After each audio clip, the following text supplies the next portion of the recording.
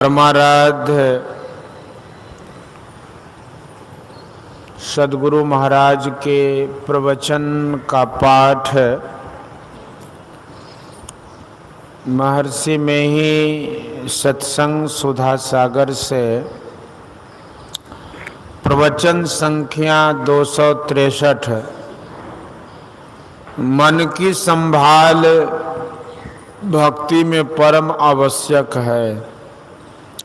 धर्मानुरागिनी प्यारी जनता, ईश्वर भक्ति के विषय में जो कहना चाहिए मैं वही कहता हूँ।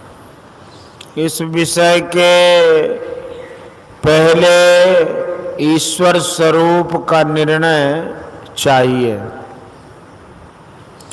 युधिष्ठिर बहुत दुखी थे, वह राजा भी बनाए गए, फिर भी उनका मन नहीं लगता था। वे रोते रहते थे कि हाय हमारे सब मर गए, बूढ़े जवान सब मर गए। व्यासदेव जी ने समझा कि इसके ख्याल को बदल दें। उन्होंने युधिष्ठिर से कहा, अरे तू अश्वमेध यज्ञ कर। युधिष्ठिर ने कहा, यज्ञ के लिए धन कहाँ, भंडार तो युद्ध में खाली हो गए। अन्य राजाओं से धन लेकर युद्ध में खर्च कर दिया। व्यासदेव जी ने कहा कि पहाड़ में बहुत धन पड़े हैं। राजा मरुत ने इतना दान दिया था कि दान लेने वाले उसे ले जा न सके। उस दान के धन को पहाड़ में गाड़ कर वे लोग चले गए। उस धन के पाने के लिए मैं ठीक ठीक रास्ता और अनुष्ठान बतलाता हूँ, तो अनुष्ठान कर। युधिष्ठिर ने वैसा ही किया और धन प्राप्त कर यज्ञ किया। यह कथा कहने का मेरा मतलब यह है कि अव्यक्त धन को प्राप्त किया जा सकता है। ईश्वर अव्यक्त है, उस ईश्वर को प्राप्त कर अपने को महान बनाओ। उस रास्ते पर चलो जिस पर चलने तथा जिस पर चलने से अव्यक्त व्यक्त हो जाए। ईश्वर मन बुद्धि तथा इंद्रियों को व्यक्त नहीं, मन इंद्रियों से छूट कर निजी ज्ञान में परमात्मा व्यक्त हो जाता है। परमात्मा तक पहुंचने से दुख का अंत हो जाता है। उस मार्ग पर चलने के लिए इस पैर की आवश्यकता नहीं है। मन भी छूट जाता है, केवल चेतनात्मा ही रहती है जो परमात्मा तक जाती है। उस मार्ग पर चलने के लिए बहुत सूक्ष्म होना चाहिए, अपने को सिमटाओं में लाना चाहिए। चेतन आत्मा सर्वव्यापी है, समस्त शरीर में वह एक रस व्यापक है, परंतु जहां पर इसका विशेष प्रभाव है वह भी कोई स्थान है। जागृत में जीव का वास आंख में, स्वप्न में कंठ में तथा गहरी नींद में हृदय में। सबको आंख से ही चलना पड़ता है। संतों ने सुगम और सीधा रास्ता निकाला है। मन के सिमटाव से चेतन आत्मा मन से भिन्न हो जाती है। सिमटाव में ऊर्ध्व गति स्वाभाविक है। अपने अंदर में मन का सिमटाव होने से ऊर्ध्व गति होती है। सिमटाव मन की एकाग्रता से होता है।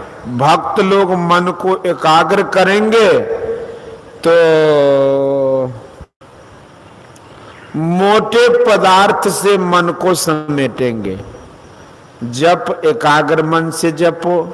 सब जपों में मानस जप उत्तम है। जप 3 तरह का होता है, वाचिक, उपांशु और मानस। मानस जप पर संतों ने बहुत जोर दिया है। जप बाहर में दिखलाने के लिए नहीं, मन ही मन जपो, इससे मन की एकाग्रता होती है। ईश्वर सर्वव्यापक है, प्रत्येक चराचर रूप हरि के हैं। गुरु के बताए हुए जो रूप अच्छा लगे उस पर मन को टिकाओ। सुन का ध्यान विशेष सिमटाव का काम है। बिंदु का स्थान है, परिमाण नहीं है। वह ऐसा चिन्ह है कि बाहर चिन्हित नहीं कर सकते। यह बिंदु ध्यान परम ध्यान है। बीजाक्षरम परम बिंदु नादम तस्यो परिस्थितम सशब्दं चाक्षरे छिणे निशब्दम परमम पदम। अर्थात परम बिंदु ही बीजाक्षर है, उसके ऊपर नाद है। नाद जब अक्षर अनास ब्रह्म में लय हो जाता है तो निशब्द परम पद है। तेजो बिंदु परम ध्यानम विश्वात्म हृदय संस्थितम। अर्थात हृदय स्थित विश्वात तेजस स्वरूप बिंदु का ध्यान परम ध्यान है। देखने के यत्न से देखो, प्रकट होगा। वह बिंदु ध्यान मानस ध्यान नहीं है। वह बिंदु ध्यान मानस ध्यान नहीं है। जब मन में कोई रूप नहीं रखते हैं तब जो चिन्ह उदय होता है वही बिंदु है। आंख बंद करने पर अंधकार मालूम होता, अंधकार में सूझे तो ज्योतिर्बिंदु है, अंधकार में सूझे तो ज्योतिर्बिंदु है। यहाँ जो बिंदु का उदय होता है वह आंतरिक शालिग्राम का रूप है। उसमें जागृत, स्वप्न और सुषुप्ति की अवस्था नहीं रहती है। इन तीनों अवस्थाओं से ऊपर चौथी अवस्था हो जाती है। 3 अवस्था तजहु भजहु भगवंत। गोस्वामी तुलसीदास जी सफरी बनने कहते हैं। सफरी एक छोटी मछली है जो जल के प्रवाह के विपरीत दिशा को भी चली जाती है। अंतस साधन में जो प्रकाश मिला वह उल्टी धारा है, वही सूक्ष्म का प्रकाश है। उसमें अधिक गति है, उस पर चलने वाला योगी होता है।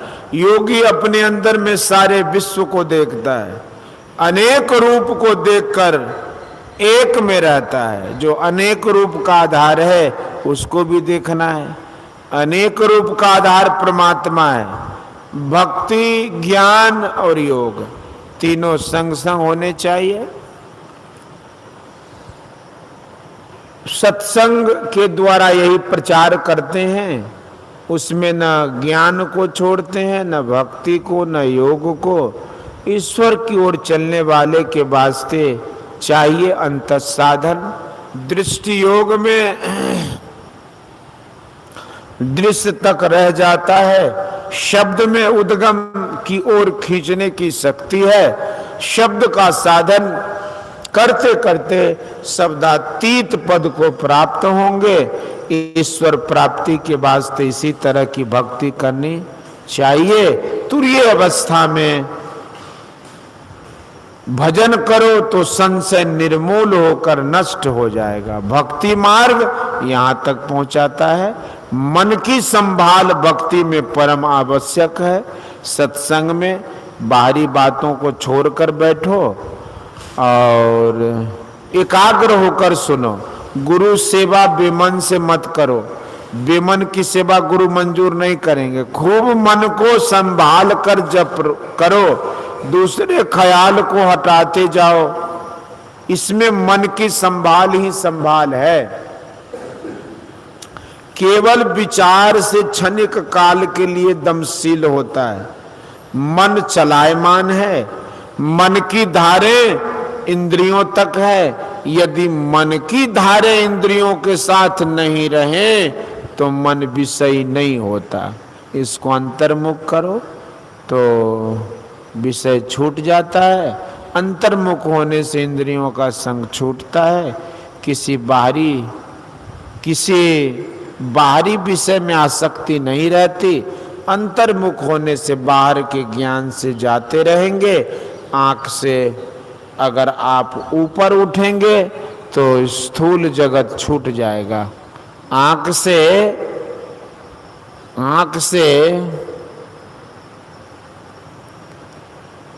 ऊपर उठेंगे तो स्थूल जगत छूट जाएगा।